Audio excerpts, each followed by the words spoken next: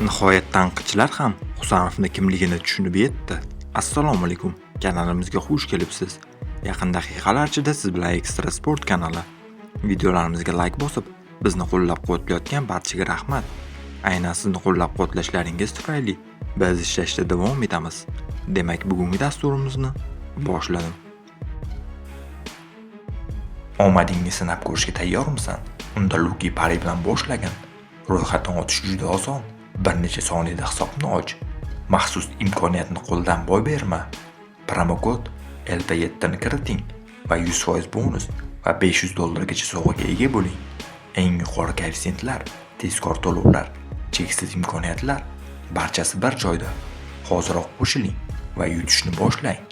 Luki Pari, omadingizni sinab ko'ring.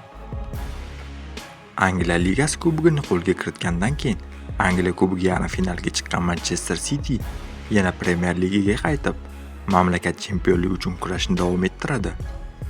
Premier Liganing 32-turida Pep Guardiola shogirdlari poytaxtda kuchli raqib Chelsea mehmoni bo'ladi. Manchester City chempionlikka erishish imkoniyatini saqlab qolishi uchun bu o'yin o'ta muhim ahamiyatga ega. Chelsea uchun esa eng asosiy maqsad Yevropa Chempionlar Ligasining yangi mavsumiga yo'llanma olishdan iborat. Nufuzli manba City Extra ekspertlari bo'lajak uchrashuv oldidan Manchester Cityning taxminiy tarkibini tuzib chiqdi. Darvozada Gianluigi Donnarumma, James Trafford so'nggi kubok o'yinlarida qahramonona o'yin ko'rsatgan bo'lsa-da, Premier Ligada darvozada Gianluigi Donnarumma qayta asosiy tarkibga qaytishi kutilmoqda. Mateus Nunes bu mavsumda deyarli barcha o'yinlarda ishtirok etdi va City safida 44 ta o'yin o'tkazdi. Bu uning Manchesterdagi avvalgi mavsumiga nisbatan 5 taga ko'p. Abduqodir Husanov va Mark Gehi Angliya Kubogi chorak finalida Liverpoolga qarshi o'yinda Abduqodir Husanov va Mark Gehi deyarli xatosiz o'ynadi. Buyog'iga Guardiolada gol urishda qiynalayotgan jamoaga qarshi g'alabali tarkibni o'zgartirish uchun hech qanday sabab yo'q. So'nggi vaqtlarda Husanov ko'plab maqtovlarga sazovor bo'lmoqda va avval tanqid qilganlar ham endi nega muxlislar uni mart oyining eng yaxshi futbolchisi deb tanlaganini tushuna boshladi. Gehi Manchester City'dagi faoliyatini ajoyib boshladi va shanba kungi g'alaba uning Liverpoolga qarshi 5-ketma-ket g'alabasi bo'ldi. Yoshga Guardiola va Ruben Dias yo'qligida Gehi Husanov juftligi hali ham eng kuchli hujumchilarga xavf sola oladi. Ryan Ayt-Nuri so'nggi 2 o'yinda zaxirada qolgan bo'lsa-da, Etihadda muxlislar sevimlisiga aylanib ulgurdi. Uning tarkibga qaytishi Nico O'Reillyga yarim himoyada o'ynash imkoniyatini beradi va uning bu mavsumda juda yaxshi o'yin ko'rsatmoqda.